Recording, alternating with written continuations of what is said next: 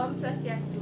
Perkenalkan, nama saya Nika Cipratiwi absen 20 dari kelas 11 IPB 1. Di sini saya akan menjelaskan tentang money politik.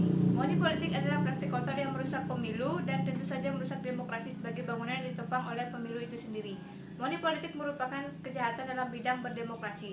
Kejahatan yang dampaknya sangat luas, kejahatan yang memicu mata rantai perilaku korup dan demoralisasi dalam kehidupan berpolitik. Politik yang dibangun dengan praktik kotor money politik akan selalu menghadirkan politikus-politikus kotor. Fenomena ini sangat berdampak terhadap perilaku masyarakat saat ini. Dampak yang paling menonjol adalah ketergantungan masyarakat dalam memilih caleg berdasarkan uang yang diberikan, bukan visi serta latar belakang para caleg. Dampak perilaku yang materialis akibat money politik di masyarakat adalah seorang memilih caleg bukan karena idealismenya, tetapi berdasarkan lingkungan sekitarnya yang memberikan uang dan pengaruh dari tetangganya.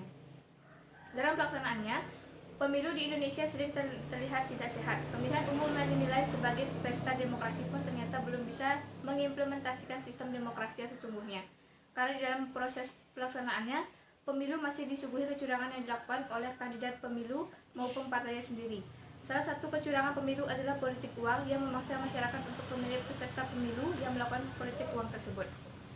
Argumennya, dalam konsep demokrasi, kita kenal istilah dari rakyat, oleh rakyat, dan untuk rakyat.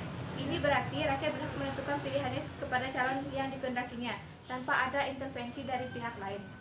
Namun dengan adanya praktik politik uang, maka semua itu salah dalam teori belaka, karena masyarakat terikat oleh sebuah parpol yang memberinya uang dan semisalnya.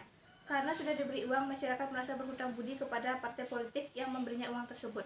Dan satu-satunya cara untuk membalas jasa tersebut adalah dengan memilih partai politik tersebut, sehingga moto pemilu bebas, jujur, dan adil hanya sebuah kata-kata yang terpampang di tepi-tepi jalan tanpa pernah direalisasikan.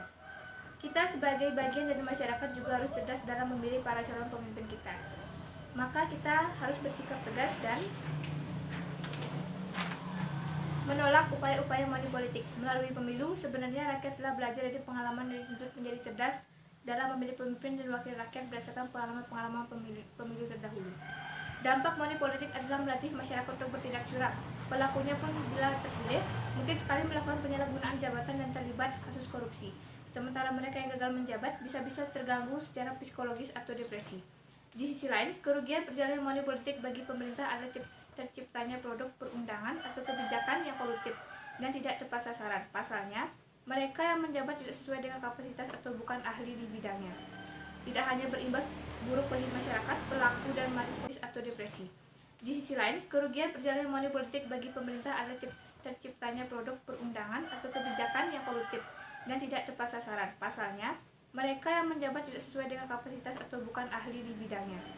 Tidak hanya berimbas buruk bagi masyarakat, pelaku dan pemerintah, kritik money politik ini berakibat pada pencitraan yang buruk serta terpuruknya partai politik. Melalui pendidikan dan sosialisasi politik, lama-kelamaan masyarakat akan sadar mana partai politik yang bersih dan santun. Money politik juga dapat berpengaruh pada suara masyarakat. Pada saat pemilu, masyarakat tentunya akan bimbang apabila telah mendapatkan money politik karena mereka berhutang budi kepada mereka, padahal di hati mereka sendiri tidak mau memilih caleg tersebut. Sekian dari saya ucapkan terima kasih. Om Santi Santi Santi.